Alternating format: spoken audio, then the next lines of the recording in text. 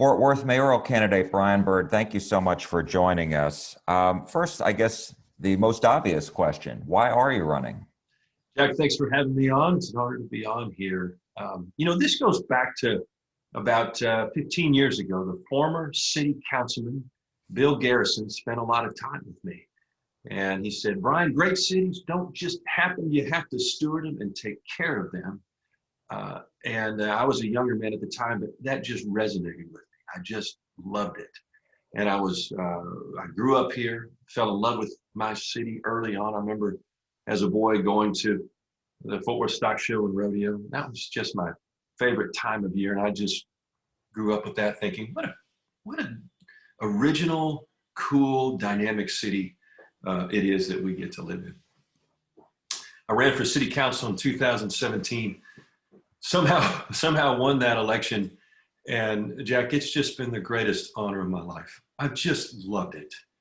I've been surprised at how much we've been able to get done, right? Because all I heard about government before that was, oh boy, the wheels of government turn so slowly. And yet in the Las Vegas Trail area, we were able to, in a very short period of time, put a new community center, Boys and Girls Club, food distribution twice a week during COVID, on and on and on.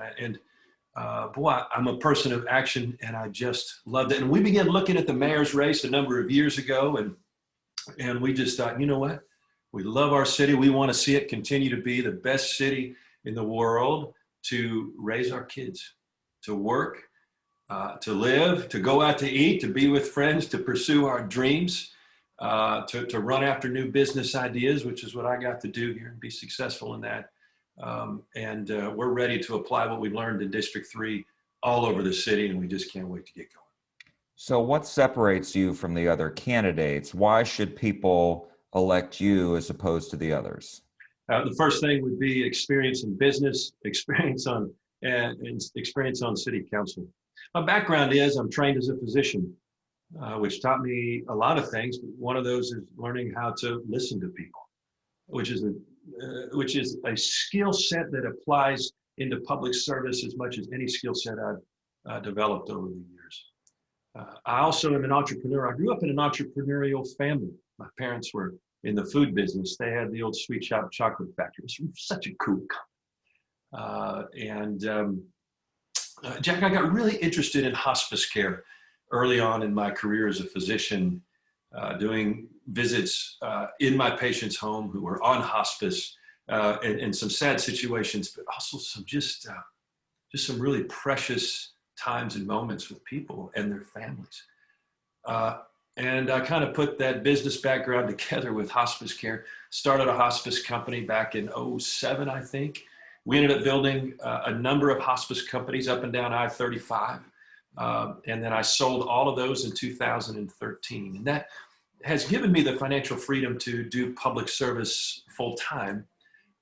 But it also made me into a seasoned executive, a seasoned entrepreneur who's able then to speak into the entrepreneurial community in Fort Worth and encourage people to take the right risks and to go for it. And I'm able to say, look, I've been there. I know what it's like to have an idea and go for it. And then I know what it's like to lose sleep night after night for years wondering if it's going to make it. And then I know what it's like to push through that and deal with all of the marketing and the HR and the legal and on and on and on that has to be done very, very well to be successful. And secondly, experience on city council. I'm probably talking too much here, but look, man, I'm an elected official. You give me the microphone and I might just keep on talking, but I'd say throw something at me, but we're on Zoom, so you can't. So anyhow, I've been a proven voice of supporting our police. I've been a proven voice of reasoned decision-making on city council. I've been someone who's been able to speak into what's wonderful about our city, and I've been someone who's been able to speak in what our problems are and to design solutions for those.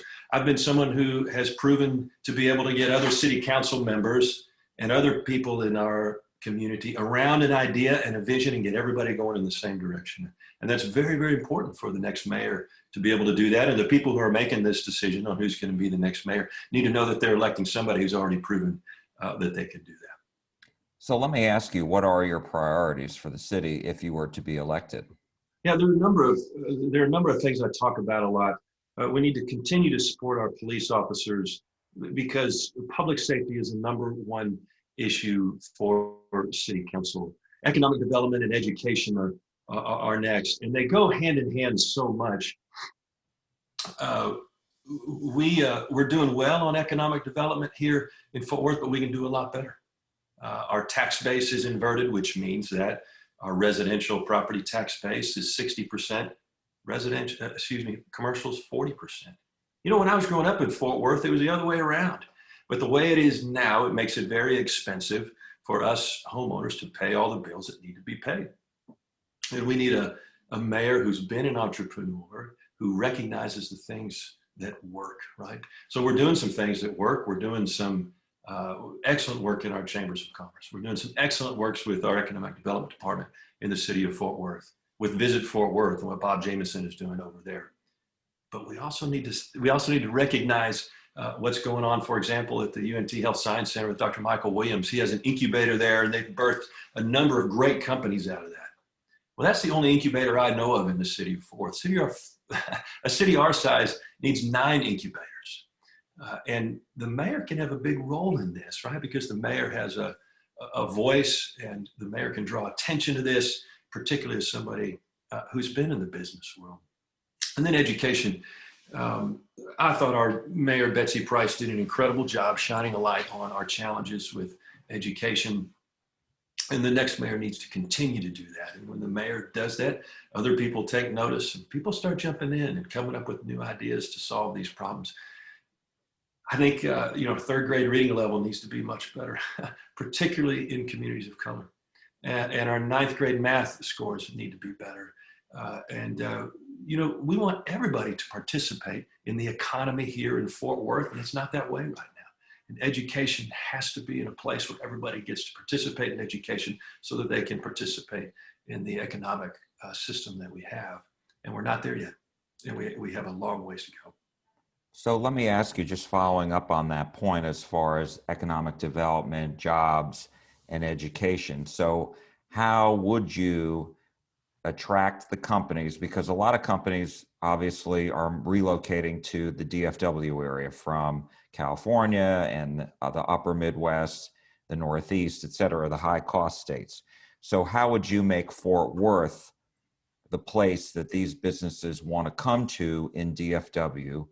How would you be able to make it so that they want to be in the Fort Worth schools and they want to set up shop here in your Jack, I think it's one of the right questions. Now, keep in mind, I think our real hope for economic development is with our bevy of young entrepreneurs that are here. But let's set that aside a second and talk about recruitment of companies, because we've had so success in recruitment of companies, and we've had not very good success in major corporate relocations to Fort Worth. So I think it's one of the right questions that you're asking. Here's what we have found. When people and CEOs and decision makers come to Fort Worth, they love it. But right now, they don't recognize us as a major city or as a major player in this game. And so we just had a meeting yesterday with some of our economic development team. We've got to be doing things that no one else is doing to attract attention to the city of Fort Worth, right? If we want to differentiate ourselves, if we're viewing this as a competition for bringing companies here, we have to do things that no one else is doing. I was reading about a city somewhere in the Midwest, and they did a big wrap on an RV, right? And then they drove that RV all over, and it got media attention.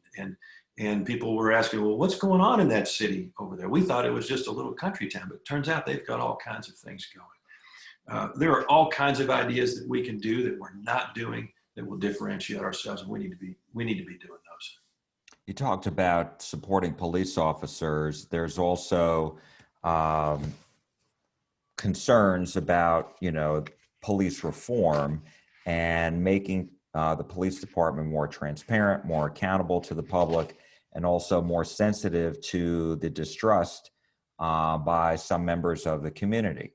And so talk to me a little bit about doing that while also supporting the police. Can both be done? I was so proud of Chief Ed Kraus during his tenure here, because Um, he was a leader who 100% supported his police officers. And when it became apparent that there were things that we needed to work on, Chief Krause said, we're going to own that. We're going to work on these things. The latest example of that was the need for better de-escalation training for our officers. This came on the heels of the shooting and the killing of Tatiana Jefferson in October of 2019. And the city manager had us bring a third-party group of experts in and look at our police department. And de-escalation training was one of the things that they talked about. I thought it was tremendous servant leadership for Chief Ed Krause to say, we're going to get better on that. And we redid how we do de-escalation training in our police department, not just for new recruits, right, but for everybody. Went back through a grant from a local foundation, went back and redid de-escalation training.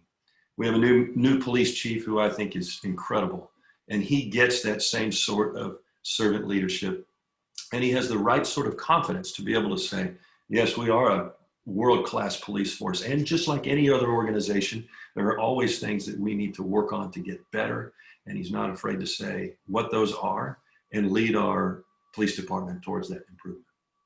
My last question I wanted to follow up with you on is education. I mean, obviously Fort Worth has its own school board. So what do you think the mayor and the city can be doing to assist them without necessarily start telling them what to do, so to speak? Yeah, so you're touching on an important issue. We have two separate elected bodies, right? And if one elected body tries to tell the other how to do their job, it creates all kinds of problems. Not to mention it creates confusion in the electorate and who's in charge of what, and we don't want to go there. So, I mentioned earlier that the mayor can shine a light on things, and that works so long as it's done in partnership with the leadership of the ISDs, right?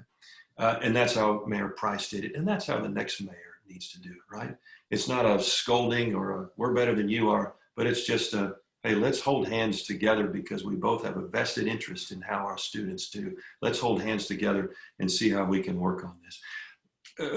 Mayor Price started an initiative that focused on reading for third graders. We need to learn from it and expand that and expand some other ideas that are floating around out there so that we can come alongside the ISD. We need them, right? We cannot educate our kids without our ISD. We need excellent teachers, we need excellent principals, and we need to get more resources in the hands of those principals and teachers. Brian Byrd, candidate for Fort Worth Mayor, thank you so much for your time today. We do appreciate it. Thanks for having me on, Jay. Take care.